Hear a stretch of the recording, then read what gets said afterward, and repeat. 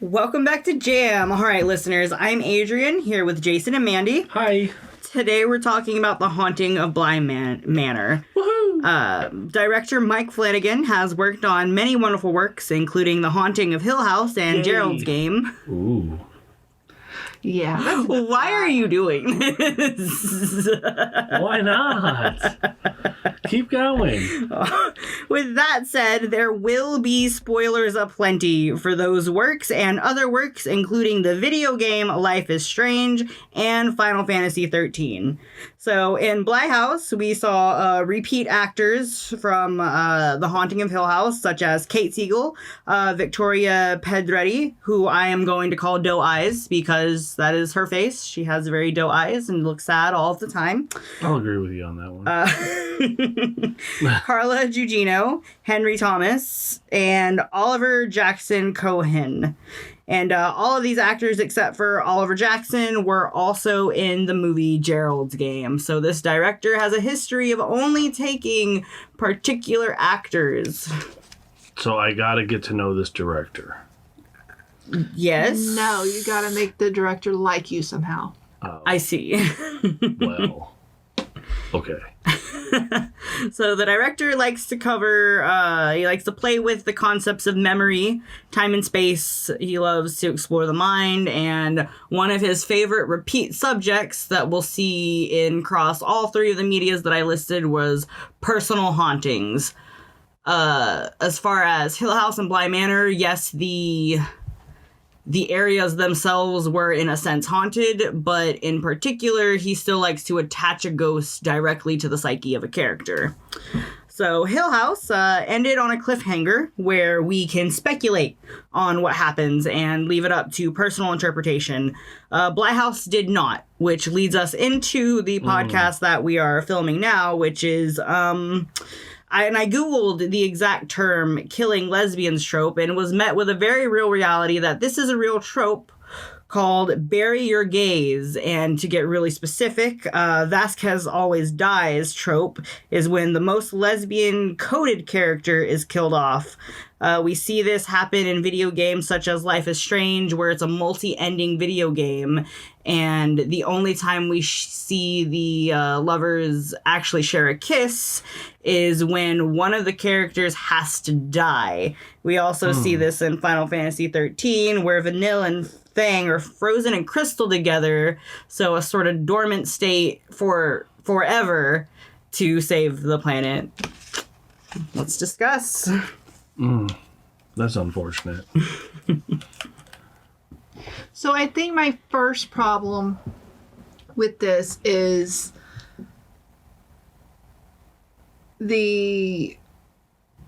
she doesn't particularly cause the death of her fiancé, and she lets it haunt her and she blames herself, which I get, but she can't look into a mirror because this ghost is there. I get what it means, but it absolutely brings nothing else to the story. Or any reflection. Right. Any kind of reflection. That would be my first issue with this, is that the fiancé or ex-fiancé, and they use it as a guilt tactic because she is a lesbian. She's lying to everyone and even trying to lie to herself. She doesn't want to get married. She may or may not have ever wanted to be in a serious relationship with this person, but he was there and she could easily hide herself with this person. Yeah, it's the director is using the guilt of her sexuality as a tool for the first half of the series, which that in itself is kind of a problem, especially if you look at LGBTQ communities. It's already really, really riddled with guilt. We especially don't want to see that kind of representation in the media. While it's real, it kind of just sort of rubs salt in the room. Well, Right. And we're trying to overcome these issues. Why are shows being made that are centered around this, and they don't try and help people understand it? They don't try and do anything but use it to their advantage of getting people to watch, making money. think I hate the guilt that's played so heavily in the first half of the series, because it adds nothing to the actual haunting. Like, her sexuality has nothing to do with the fact that everyone can see this ghost. It's not a personal interpretation of the lady in the lake. It's everyone can see the lady in the lake. So why are we so heavily fixated on her personal haunting to begin with? Yes, it tells us while she's there, but could have just told us while she was there. Right. Yeah. And he doesn't go away until the very end, when she's being forced to deal with all of the other ghosts. If it's her own personal ghost, what does he have to do with the ghost at Bly Manor? Right. And because she even sees him when she's with her partner. Well, and that was kind of the breaking point for her, was when she was interrupted romantically, is that she actually confronts this ghost, but either he wasn't given enough time to like fully explain why that's important in this particular story, or I don't know. There's really not an excuse for this and the personal ghost and the why she's having to confront it during. Because the only thing I can think of is she confronts this, so now she can accept being lesbian, so she can get into a romantic relationship and then die. Well, right, but do you think that if she would have confronted this particular ghost, confronted herself basically, because she blamed herself for everything. And of course, it wasn't his actual ghost. This is her and her guilt and her trauma manifesting itself. Yes, if it would have happened when she got the courage to kiss the other woman and face it that way, I think it would have been more empowering than the way that she ended up facing it. And honestly, that's what I'd like to see. Like, one kiss breaks the haunting, and then the ghost shatters into a tiny million pieces. But no, we get the one-on-one where she's literally talking to the ghost, and then we never get to see that. Mm-hmm. We never get to see the resolution of that ghost. We just get, here, cut shot, she's talking to the ghost. You can assume what happens after. Right. And so now the second part. Hannah, who is not a lesbian, she is African American. We learn in the story that she also has been dead since the beginning of the show, when her character first comes in. Right. For me, there wasn't, but do you think there was a good reason for him to have had her come in or be from the very beginning a ghost? Just dead. No, I mean, and not for he likes plot twists, and he likes trying to shock the viewers with plot twists. But the problem with that is that plot twists don't mean anything if it gives nothing to the plot. Right, because it shows her falling in love with another character because she doesn't realize she's dead. Yeah. So she's planning something with this person that's never going to happen. I can understand the plot twist, but give me something that's going to make me understand the plot twist. Because to me, there was no reason for her to have been dead. Right. That's my whole issue. If Hannah is alive through the whole series of events that she plays, she doesn't fall into the well and get killed. Toward the end, she doesn't stop any ghosts when she's a ghost like she's supposed to anyways. If she's alive and goes through and does not do these things, it doesn't affect the story whether that one is alive or dead. Right. The only thing I can get from it is she doesn't like one of the male characters, and that male character does not like her. And the only thing I can think of, aside from shock value is when he possesses the kid and the kid pushes her in the well, that was just his vengeance for how she's treated him because he's angry and mad. Right. There was really, other than that... I guess, but then I don't understand how a little kid is pushing an adult person into a well. No. Even though she's a stick, she's still not that much of a stick. Right. Well, in some... It really depends on the way you think about it, because in some supernatural stories, when you get possessed by a ghost, you do get their extra strength. you do have more strength than... I agree. I can see that. Then why in other parts of this story, when they possess the children, do they not use their super strength to do certain things? Because Mike Flanagan really fucked up writing this one. Okay. Because only in that instance do they have super strength enough to push an adult over and then into a well. But nowhere else did they have super strength to stop another ghost. Yeah. So Hannah's death is particularly tragic. So we have two token black characters in this film. And Yes. then we have a bunch of American white people playing British white people with the British accents. Yes. And our queer representation and both of our POC representations, aside from Owen, who would be our third, our black women are dead. So both of our POC are dead, except for their third, which is Owen, who is a brown male. So really, only most of the women got the shitter on this one. If we're gonna, Yeah. Okay, and so her personal ghost doesn't make sense in the end. yeah, We get why he's there, but there's no resolution in her confronting or anything like that. none Her that we got to see. Right, her personal demons, whatever. Yep.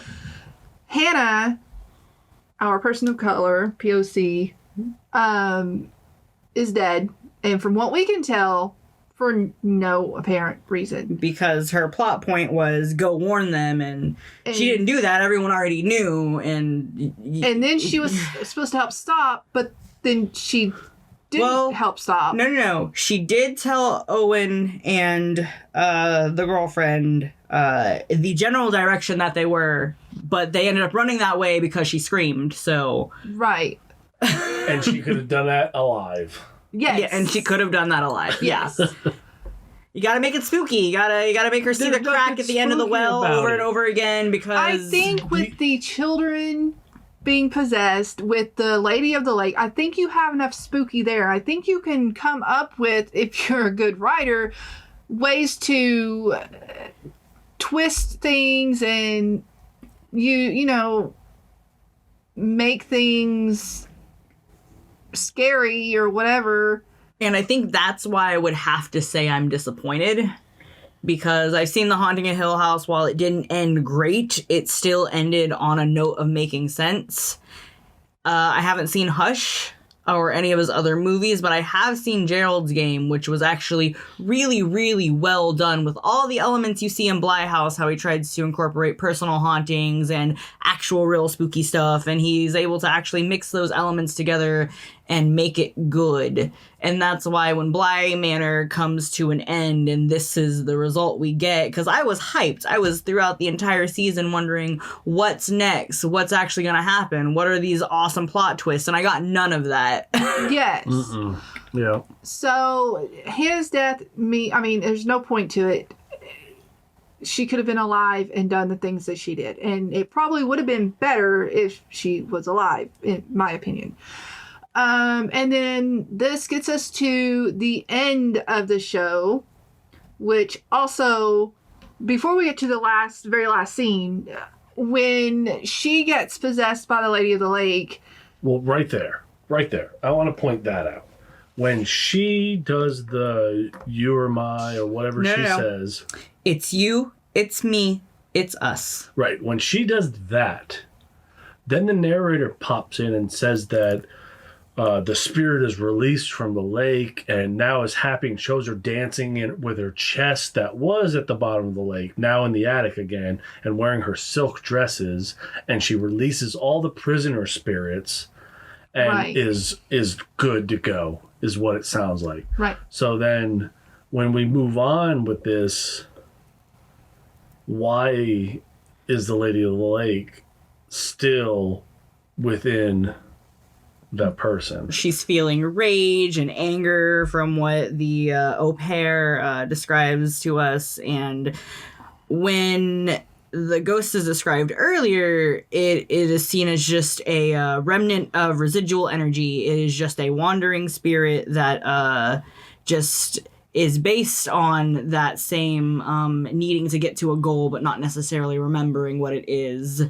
And we see the ghost pick up the little girl, which you would think would almost be a resolution, but it's not. Right, because it was weird, because the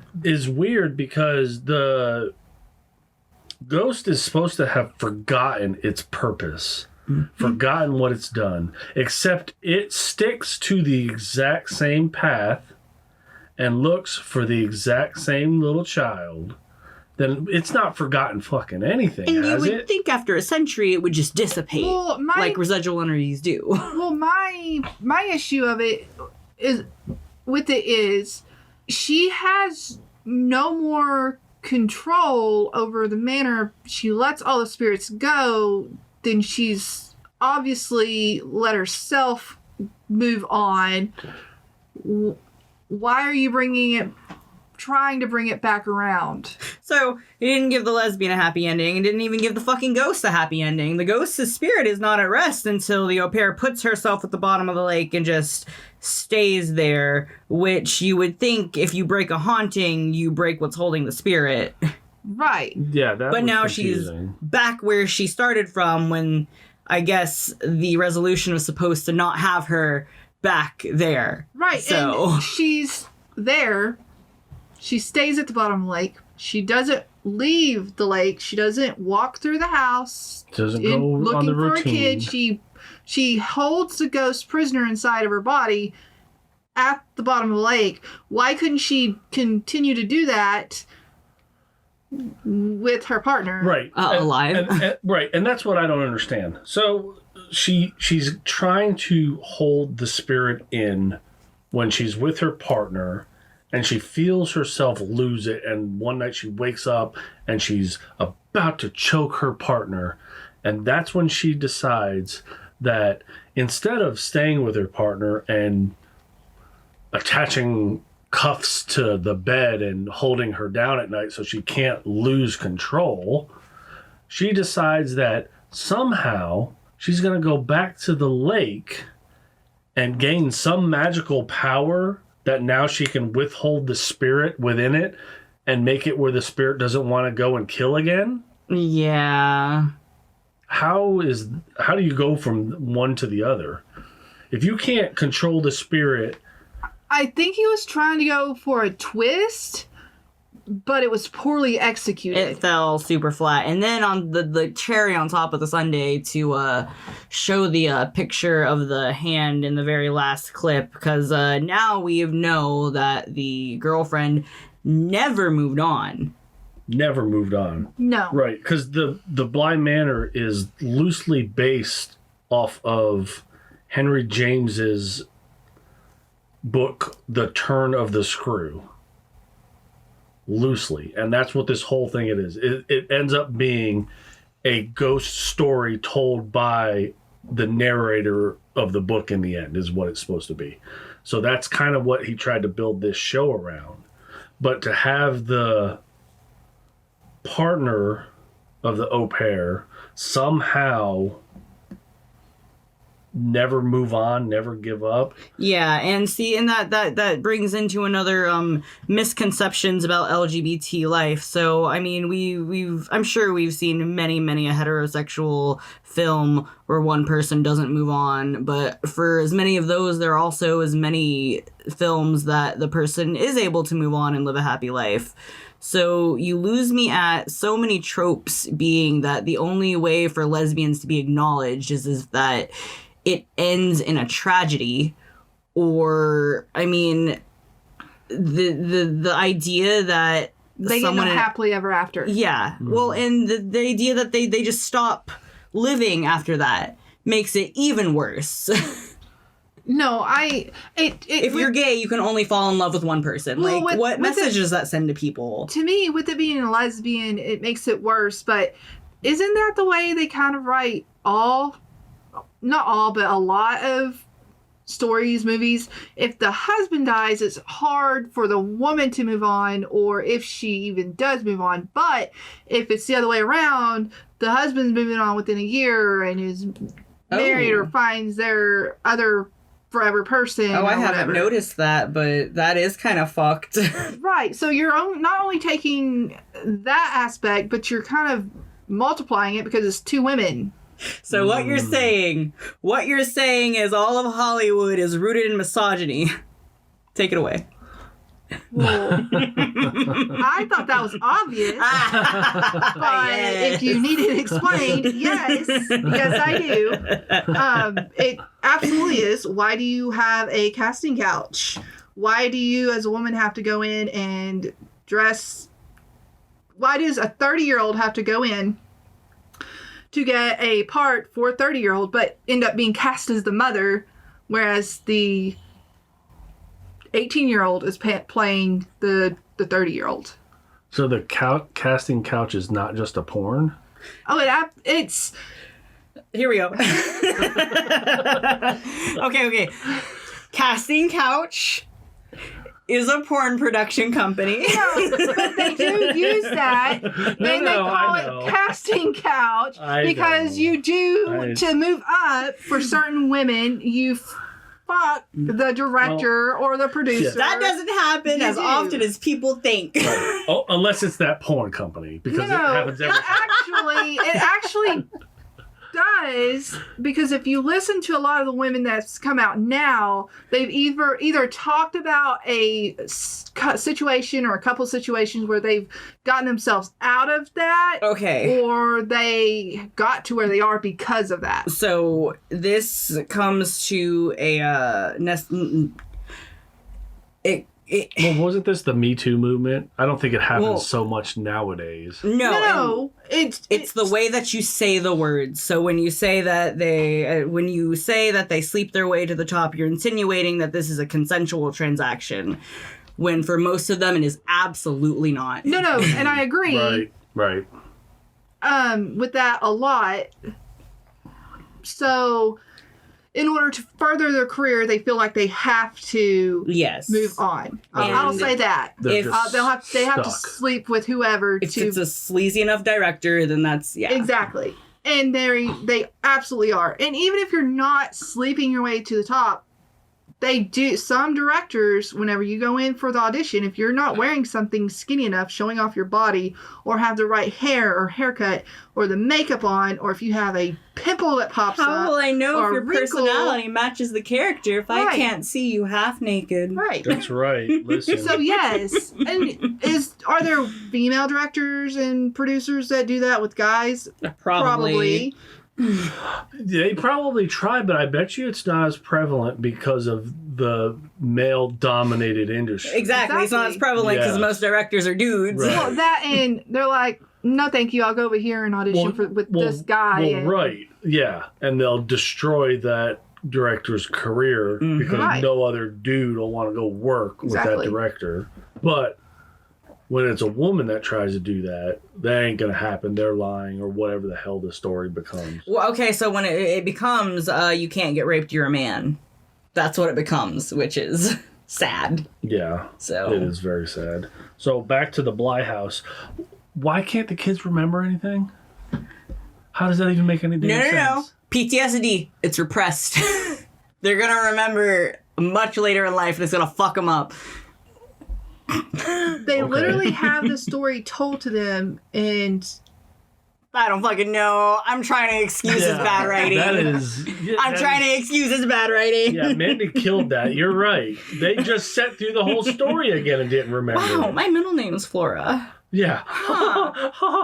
but they don't even remember. Like, they remember Bly Place, but as a summer home, but not a place where they lived. Right. Yeah. Not a place where they lived and a bunch of people Like, they were died. born at. The little girl was literally born in the house. Yeah, Right. and they were raised in to and past the earliest stages of development, so Right. they would remember something. Right. No. Did the ghosts free their memories with it too? Okay, no. On that subject, what was the point of Peter Quint's sub-story and the other lady? Because in the end, it still had nothing to do with the Bly House haunting. And then she turned around and just stabbed him in the back, didn't she? The one Yes, female good. ghost. She did. Peter Quint deserves it, Yeah. but No, I'm not saying he doesn't, but I'm just saying. So then none of that really mattered. Their story it doesn't have anything to do with any of the Bly. It doesn't have the lady of the nothing to do with lake the has up hair nothing to or do with it. anything. And it's I mean, I don't know either. It only shows how he's robbing someone blind and he's manipulative and controlling. A plot point of okay, hey, look, all these people die here and then they get to stay here, but that's the only thing that it is. Yeah. So you could have just said that without them possessing the children. And that's why I want to think it was a matter of time, because there's so much that could be unfolded that was not. Here's my thing. If it was because of time and it's a Netflix series and you can do a season 2, Why don't you just do a season 2? Because he likes to end on cliffhangers and just keep you there. you could have What ended was the on a cliffhanger? cliffhanger. It wasn't. Exactly. You could have landed on or ended on a cliffhanger and still come back for season 2 and end it the way you needed to be ended, Right. and it still end on a cliffhanger. Well, maybe he fell victim to the he's writing in his head, so he has all of these ideas and he has the answer as to why these things are why that we never get to see because of poor writing in the realms of conveying your ideas. Poor execution. Yes. I like them. I like the show. I like the idea. I don't like the execution of it. It doesn't make sense. It doesn't fit. It's almost like you have 3 different stories in one show and they never meet up and there's no point to any of them. Yeah. No, that's unfortunately accurate. I think I could be more forgiving if not for the bury your gays trope. That is, I mean, you give her about a decade of happiness and then fucking have her kill herself, so you don't get brownie points for being queer friendly. Sorry. Yeah, right.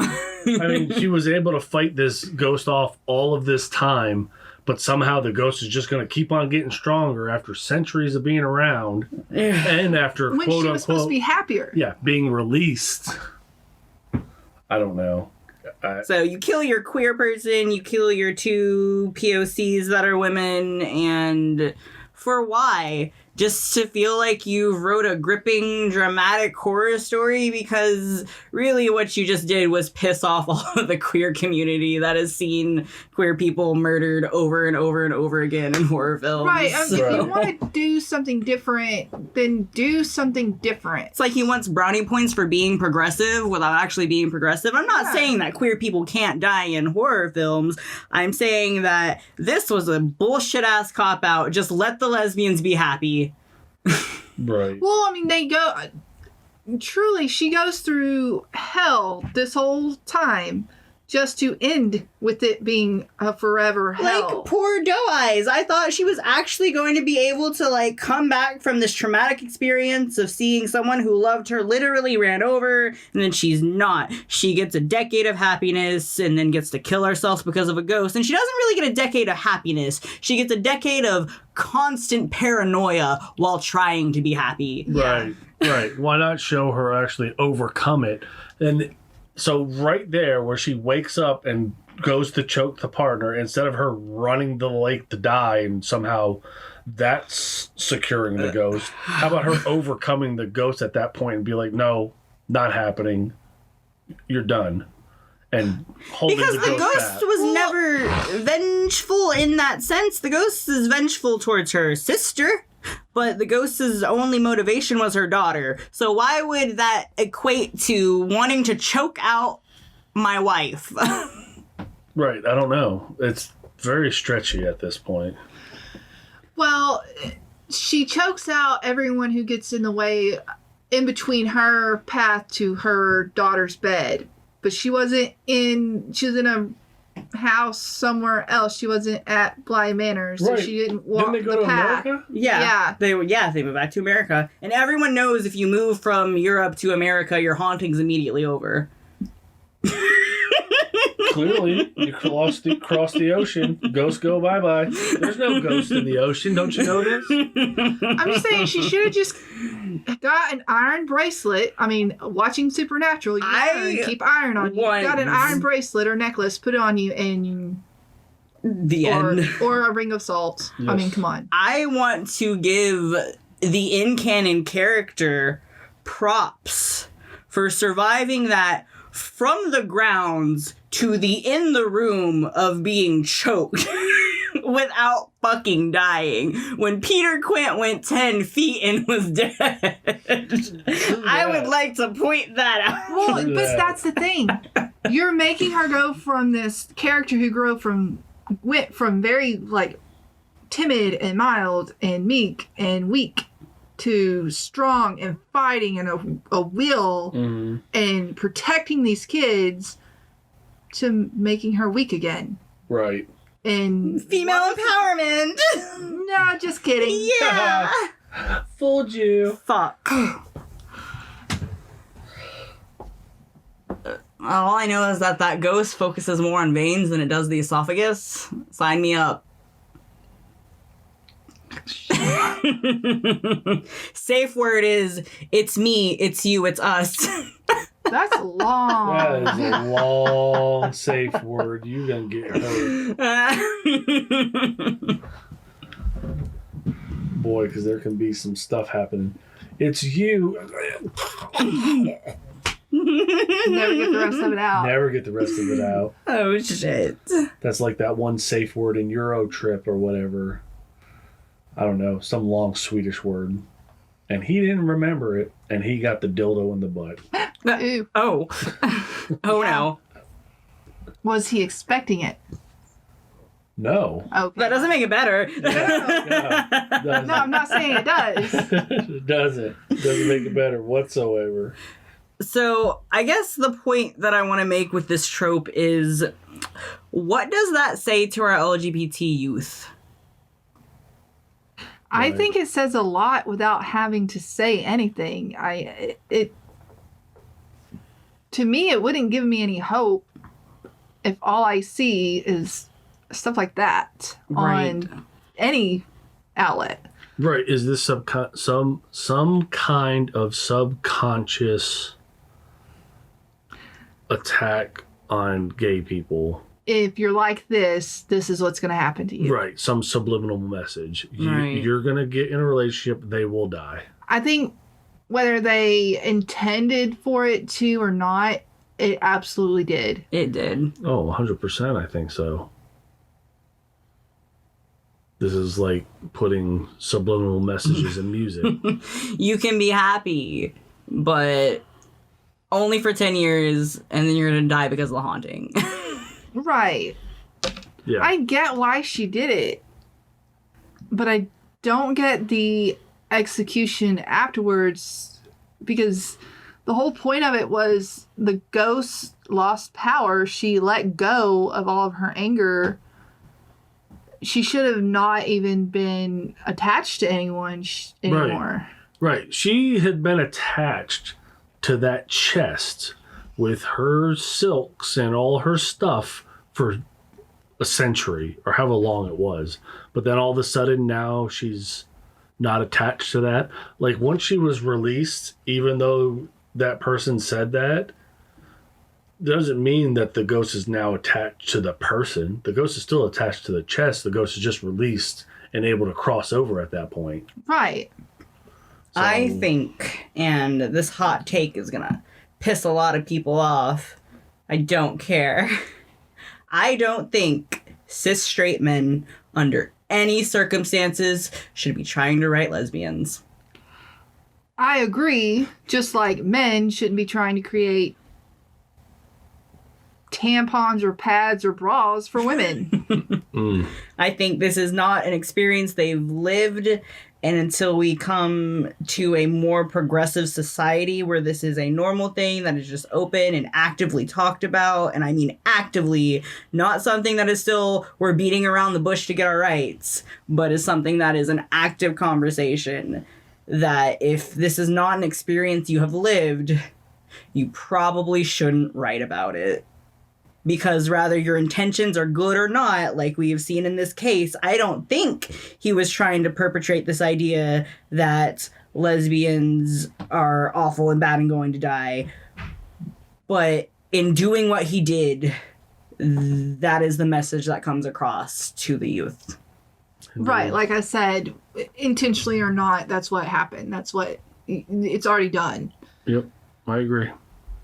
Thanks for listening to Jam.